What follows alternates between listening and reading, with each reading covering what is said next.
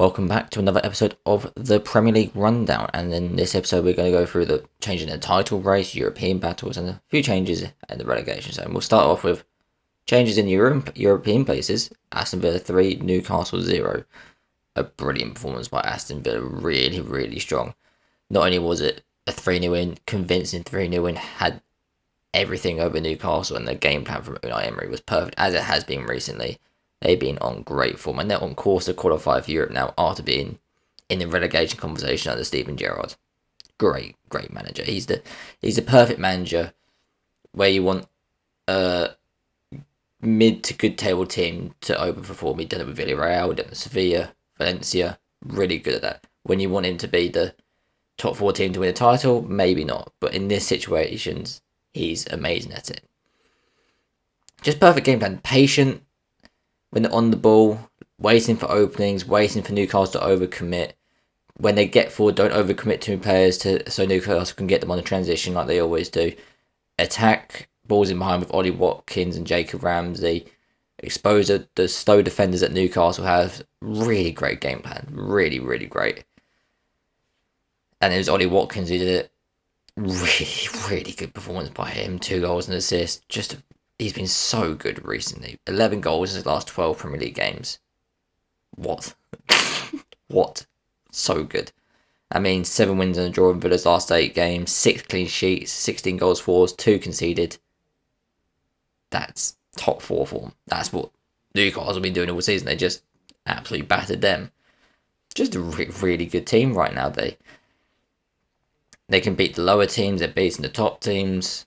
They're just really, really good right now. And they can change it up. They can play possession football like they did last week. They can play direct. They can slow it down. They can sit back. They can press high. They're just really, really flexible. And they just know what they're doing. And it's really, really good. And it's not individual quality either. They're working as a team. Really working as a team. And working really well there. Newcastle, it's another game where their threat got notified and they couldn't really do much about it because they just don't have the players to do it. They don't have the creative players on the ball to do so. Their game is getting in transition, getting players run at you when they're on the ball. Not that great. They couldn't do anything about it. Yeah, Aston Villa now 3 points off Spurs. A bit mad. Really mad. I don't think they get top 4. I think with their games left against... If they win their games left against a lot of the teams are high up in the table, they could, but I think with the games left, probably a bit too much because I think they'll probably start dropping points eventually. But yeah, Newcastle, second time this season they've conceded 3 goals, so take that as you will. Not a good thing, obviously, but it's only the second time this season. Yeah, the first time was against Man City, so it's not that bad. And with it's their third away game on the trot, so probably coming. They kind of got a bit lucky against Brentford, so a result like this is coming. You can't expect them to be perfect on the road, and you can't. Yeah, just a really good. Newcastle were bad, but Aston Villa were just really, really good and perfect game plan from memory. Moving on, Chelsea 1, Brighton 2. It looked like a team chasing Champions League football against a team that are in relegation form, and Brighton a team chasing Champions League football and Chelsea in relegation form. Brighton absolute dominant. And to think against back-to-back games, away to Spurs, away to Chelsea, they lost to Spurs, they should have won. Referees and all that. But just really, really good. You can see 1.3 XG in back-to-back games, away at Spurs and away at Chelsea, combined. That is amazing. Whilst creating a lot as well. They created a lot in this game. Chelsea were lucky to leave for a deflected shot. Brighton's finishing, a few deflections, Kepa's saves. Really lucky to stay in this game. They were absolutely battered from pillar to post. Couldn't get near them. Absolutely amazing by Brighton. Chelsea had no plan whatsoever. I don't think they knew what they're doing. They weren't sitting back. They weren't pressing high. They weren't energetic. They weren't direct. They weren't playing possession. They didn't know what they were doing. And even De Zerbi had to react to these injuries as well. Veltman had to go off, which meant Gross had to shift right back. McAllister back to in deep in the field, and Cisco on to attacking the field. And then Cisco, I think at 19 years old, there was no effect to the team. He slotted in there perfectly, passing around, dribbling. He was amazing. He obviously got the goal, amazing goal. Created 2 chances, one of them big chance. 5 out of dribbles completed. Just a really good game. They keep finding these players. They keep patiently. They've had them all season. They're patient with them. Games here and there. Whilst you get involved, get the tactical nuances of it. Get these slowly getting appearances, and then you get the chances. He'll probably get more chances next season with McAllister probably leaving, who is amazing. And I think the game is summed up by the difference in tackles between Caicedo and their midfield. So Caicedo had 9 tackles in this game to himself. Gallagher, Zachary Fernandez, who were the starting ones, and Kovacic and Mount, who came off the bench, altogether combined for 2 tackles. If that doesn't say anything, then that is. And Caicedo had the possession the whole game as well. They were just amazing. They played them off the park. The way they bait in the press to play out of it into the quick fire from centre back to midfield to forward, out wide. It's just amazing. It's a really, really fun team to work. And the risk they take, they get them in so close. They make that space so compact in that box 4 with the keeper as well, and they quickly play it, and it's just amazing to watch. Really good. Chelsea though, just terrible against the top 8 teams at home in the Premier League this season. 5 losses, 3 draws. That's bad. 4 goals for, 10 against. They've created under 0.5 XG 4 times. That is terrible. And what's bad about it is, you think with all the players they have, they're all creative players, so at least they should be creating the chances, not finishing off the chances, but not creating chances. And they're worse under Lampard. They're just so much worse. I said this before, but why don't they just keep Potter to the end of the season? Might as well see what if you're going to get in Lampard to the end of the season, might as well keep Potter to the end of the season, see what he does. Lampard's not going to change anything, and you've got Everton relegated. Well, they're probably still going to go down, but that's another thing. But yeah, even when Brighton tired towards the end because they had no substitutes off the bench, and Chelsea brought in all the changes at once, they still couldn't do anything. It's just really bad, and it's not Lampard's fault. He's not a good manager. The players, they don't really work hard, but they don't even know each other. They're probably not even in the room. There's so many of them when they're giving tactical advice, probably outside trying to listen in. Just a really bad team, bad performance, and I don't think it gets any better for the rest of the season. And they're lucky they've got points on the board, to be honest, because they could be relegated. So the teams are catching them up there. Crystal Palace have 3 points off them. Teams are catching them up. They could fall further down the table. Yeah, bad. Spurs 2, Bournemouth 3. Another team falling in London. But yeah, Spurs bad. I don't understand them, really. They weren't going to change. We saw what Stellini did when he took over from Conte. They weren't going to change. But you got to change something. Change to a back 4 for a game. Do something a little bit different to get the players inspired. They don't care. And they're bad. They're so terribly coached. Did you see all their goals? The first goal playing the back, they were so poor. They had no idea. It's so slow. There's no movement.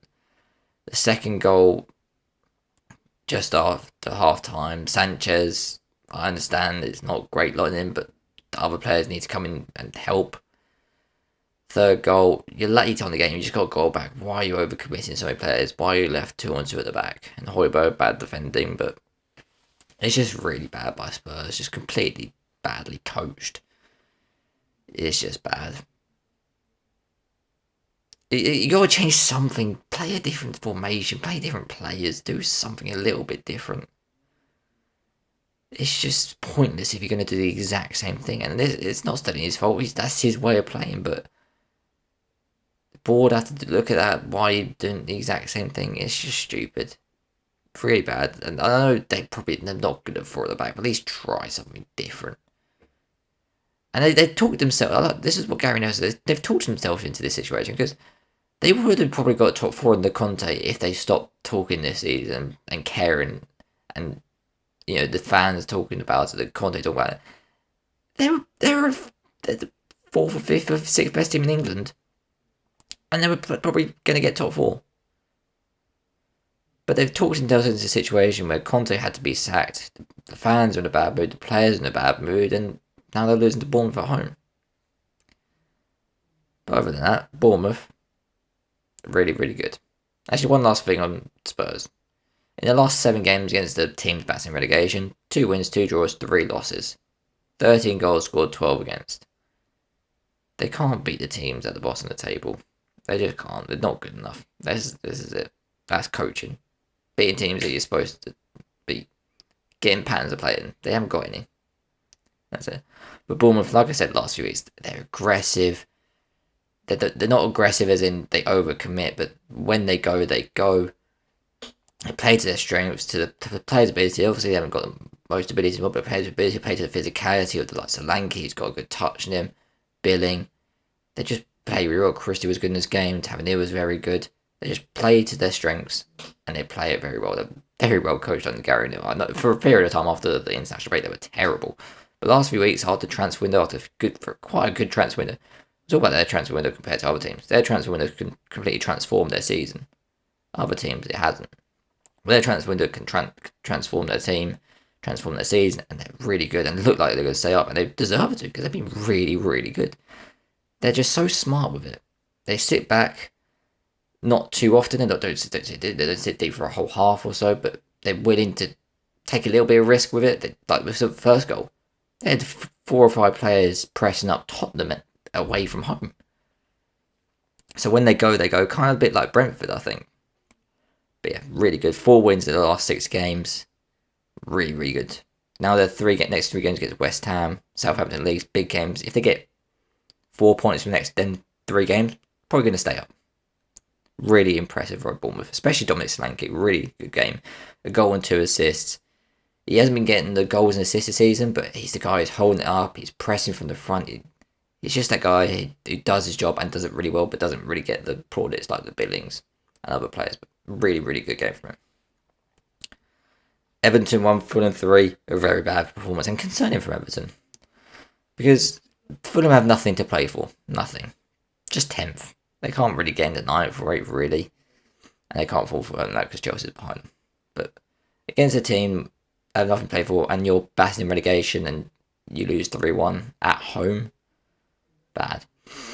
And I looked at the defensive numbers and attacking numbers and Dyche compared to the last few games of Lampard, and it's not great for Dyche. In the 11 games before Dyche came in, they expected goals for them 9.9. In these 11 games under Dyche, it's better 13.5. We've probably seen that. He's improved them attacking wise a lot. Defensively, in the 11 games before Dyche, they conceded 19.3 XG. Under Dyche, it's 19.9. So they're not improving defensively, and that's very much surprising. We all thought that Dyche would come in, make them defensively solid, but really he hasn't. He really hasn't, and that's very surprising because they've got a lot of experienced players in there. Michael Keane, Cody, Tarkowski, Coleman. You would have thought he'd be able to do it, but he really hasn't. He hasn't got them going at all defensively. Very, very strange. And they have still won an away game under Dyche. They go next to Crystal Palace. It's not after the start wins at Arsenal and Leeds. You would have thought they would have done better, but they really haven't. They're joint level with Forest and relegation zone. It's not looking great. It really isn't. It really isn't looking great. But they're really struggling without a striker. Mope and Gray started up top in the 4-4-2 this week. They're really struggling not only to be there on the end of chances, but be there to take defenders away and do other stuff. Really, really strong without a striker. Dominic Calvert is so important to this team, and he has been all season, and last season as well. But he's just been missing for 2 seasons basically, and it's really affects him. No wonder they're fighting relegation. They've got Mopai up front with Damari Gray. Yeah, but good from Fulham. They played without a striker. To be fair to them, played without a striker. Played Dan James up front. First time with over 1 XG in the last 3 games. Snapped a 4-game losing streak. Just a good performance without Mitrovic. That's just a really good performance. Surprising as well. Didn't think they were going to go there and get a result like this. Really good performance. They're aiming that to finish 10th. They've got nothing to play for, but 10th is a very good season for them, obviously. Southampton 0, Crystal Palace 2. Strange performance from Southampton. In the first half, Southampton were good. They created a lot of chances, and they just couldn't score. So many blazed over the bar, blazed wide, really bad. And They really limited Chris Palace in the first half. They had 2 shots on goal in the first half, but they didn't take the chance. And suddenly, Chris Palace start the second half. They get a chance. They score 1-0 up, and it's the kind of same chance that Southampton really had in the first half, but they didn't take, and as they didn't. Best thing Hodgson's done, other than Vieira, over Vieira, is just getting the best out of their flair players. Elise, Eze, even Jordan Ayew having some fun in front of goal. But yeah, Eze 3 goals under Hodgson, Elise 3 assists. They're playing really well together, linking up well, and 3 games, 3 wins for Hodgson, looking really good for them now. Looking like they'll stay up. 9 points above the relegation zone. I don't think the other teams there will be picking up 9 points towards the end of the season the way they're playing. But yeah, and one of them is Southampton, who are bad. They look decent to start with under Sayers, but in front of goal, they are bad. They're not great in chances. Under 1 XG in 4 of their last 5 games, and the one was against Tottenham. Yeah, the only realistically winnable games left are against Bournemouth and Forest. Bournemouth probably not so much anymore, but the rest of the teams against teams in the top 10, we don't look good. I mean, they looked decent against teams top 10. They drew Man United, drew Tottenham, drew Chelsea, or beat Chelsea, didn't they?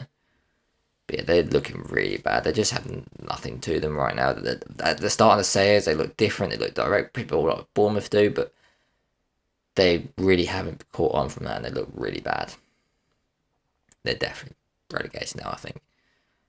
Wolves 2, Brentford 0. It wasn't the greatest game of football, to be honest, but Wolves, good win for them, needed for them. They're kind of like Chris Palace, just starting to edge away. There's a little gap open now in the relegation battle. They've got a good gap now. Yeah, second time they've won back-to-back games this season. Second time they've got back-to-back clean sheets. Very good 2 games from them. Really good from Lopetegui. And against the Brentford side, they've had bad form recently, but especially impressive with these 2 wins in the last 2 games being without Ruben Neves. But João Gomez, the 22-year-old they just got from Brazil, really steps up. In the last 2 games, 17 out of 29 ground duels won. 8 clearances, 2 interceptions, 9 tackles, hasn't been dribble past. Really good performances by him. Really stepped up. But yeah, really good big win for Wolves. Brentford, weird patch of form. They went on that 11-game unbeaten run. And now them wins that were on that run and then turned to draws, and then draws are turned into losses. And yeah, 3 losses in a row from now. 5 out a win. 1 goal scored and lost, 3. 5 against, and that one was a penalty. So they're really struggling right now. And the 7 away games, only 1 win, 3 draws and 3 losses. So they're really struggling. Really struggling. So they had, before this run of 3 defeats, they could have easily been in that mix for Europa League football, along with Brighton. But these 3 defeats in a row, they've really pegged them back, and European football probably won't be for them this season. Which is still a good season, obviously, for them, but they could have done better, but weird patch of form compared to what they've been doing for the rest of the season. Manchester City 3, Leicester 1. Apart from little scares at the end for Man City, it was easy. The first half was so easy for them. John Stones with a great finish. Haaland with them with 2 goals. Just easy, wasn't it? Absolutely played through Leicester. Leicester were terrible. It was just a job done in the first half. They made changes at half time, then just afterwards, they didn't really need to do anything. Win streak now at 10. 3+ goals in the 4th straight games, all competition. And I think they've really started to get used to playing this Haaland in this new system. They've got the measure of when to be possession based and then when to be direct a bit more. And they're really, really starting to do well at that. And they haven't been doing that all season. At the times of the season where they were too possession based and sometimes they were too direct, and it just wasn't really working. But they've really got that blend really good right now, and it's really, really working with this 3-2-4-1 shape. Haaland, I don't want to speak about him. He's just too good. 13 goals in the last 5 appearances, and you can tell they've really upturned his form, and they got really used to him again because he had 3 in his previous 9. But they've really stepped up a gear recently with him. Leicester, 9 straight Premier League game without win, 8 losses, 1 draws, 5 goals scored, 17 against. Really bad. No clean sheet in 16 games. 16. That's really bad. That's almost half a season without a clean sheet for Leicester. And I kind of liked it. I didn't really like it at the time, but the January transfer window, the summer transfer window was terrible. Getting it well faced, that was it. That was bad. But January transfer into getting Harry Suter, who he's not good. He's not that good. He was decent in the Championship. He was all right at the World Cup. Why are you bringing him in to save him from relegation? Christensen, I like the signing. I prefer him with an experienced left back coming in, but they didn't do that.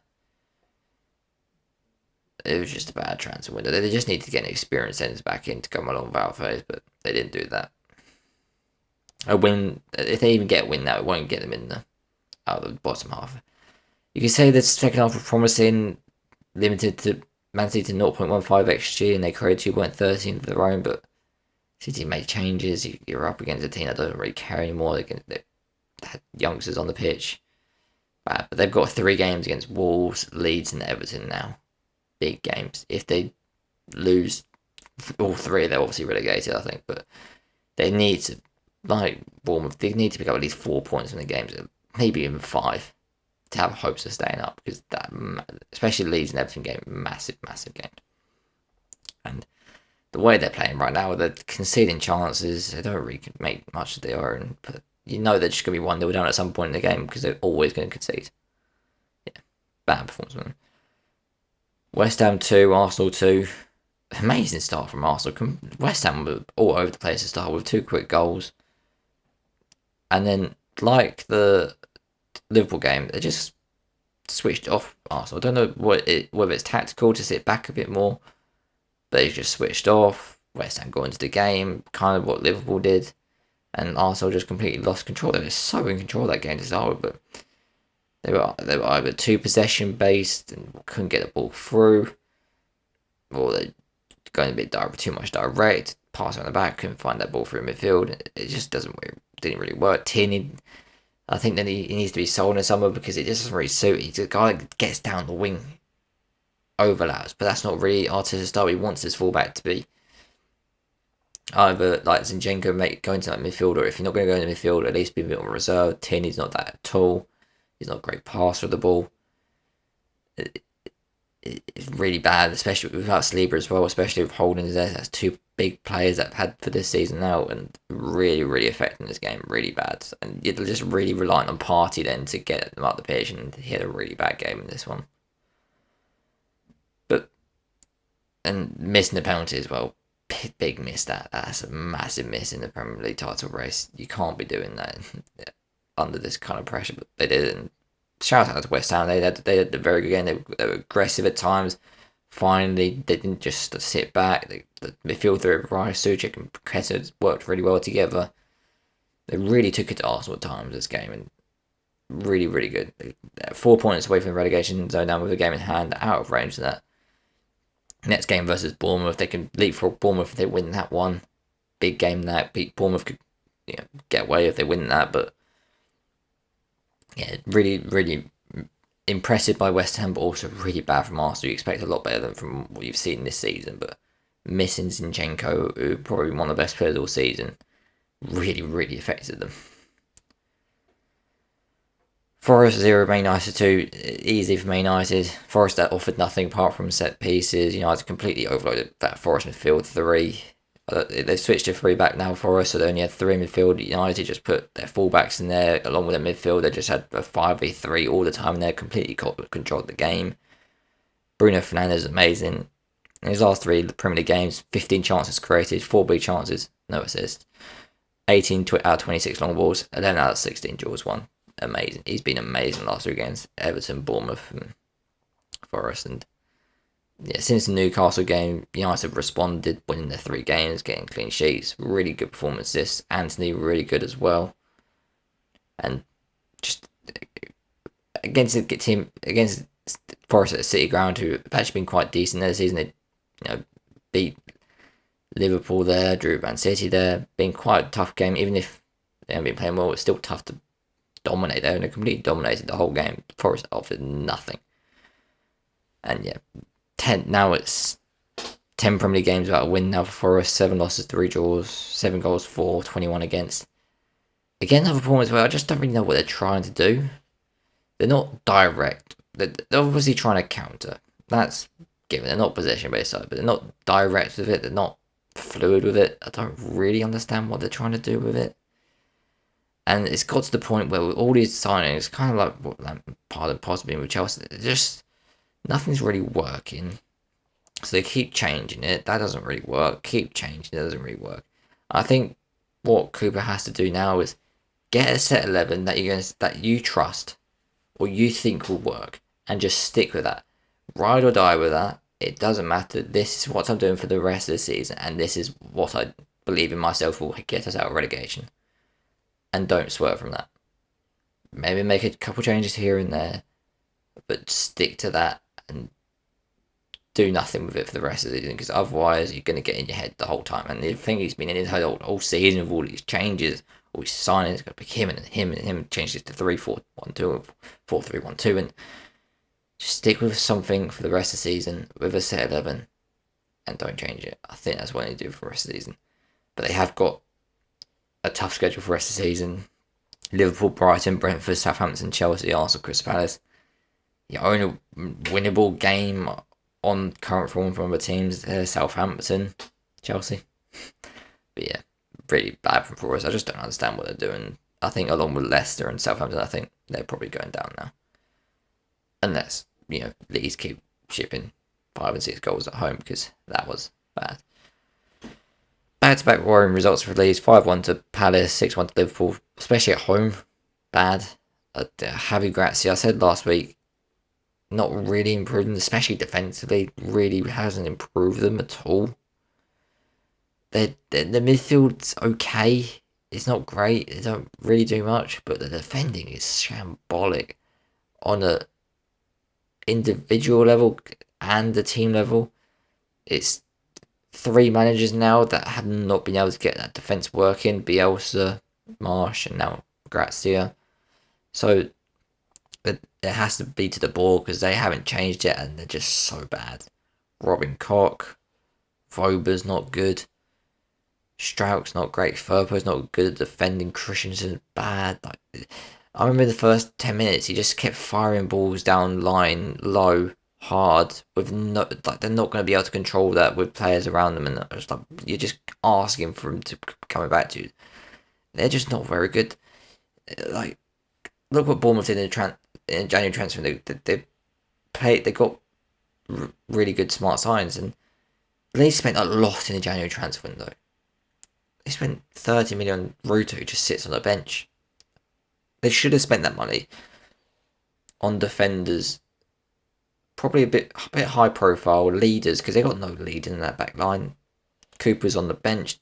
No one.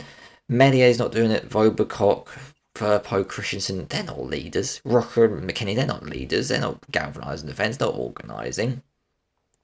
They need someone to go in there and organise that defence. I think they probably could have got Felipe from Atletico Madrid if he didn't go to Nottingham Forest. He could have done that job. I think he would have done a very good job there. If he went to Nottingham Forest, he probably could have got Keylor Navas. They could have got some really good players. These high caliber players do want to come to the Premier League, but they didn't go for that. They went to Young with Vober and Rutan. That's not going to work. And these players were signed under Jesse Marsh as well. It's just a really baffling January transfer window. It never made sense to me. Really never made sense. It just looks like a mess in that defence. It really does. Every time. And their forward line, they have very good forward players. Rodrigo, Sinisterra, Nonto, Harrison. I won't say Harrison because I don't think he's that good. Somerville, he's decent. They've got good forward players. They've got decent midfield. McKennie, Rokers, they're decent midfield players. Adam, when he's fit, decent in midfield, but that defence, there's always going to be an individual mistake. There's always going to be a miscommunication somewhere, because they're not good at all. Really, really bad. Really poor recruitment, especially if they spent so much money. Like Forest, they spent so much money and they've just badly bought. And they're probably going to throw Gracia on the bus the rest of the season. Liverpool on the other hand, Trent was amazing in that inverted wing-back role.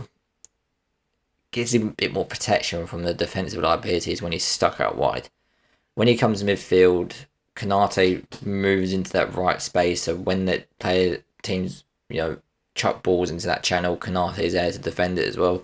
but also allows them to be on the ball a lot more. 153 touches, 124, 136 passes, 2 chances created, 2 big chances created, 2 assists, 3 tackles, 3 out of 5 ground duel ones. Really good performance. Amazing metronomic in that midfield. Allows Klopp to play that Guardiola style 3-2-4-1 formation.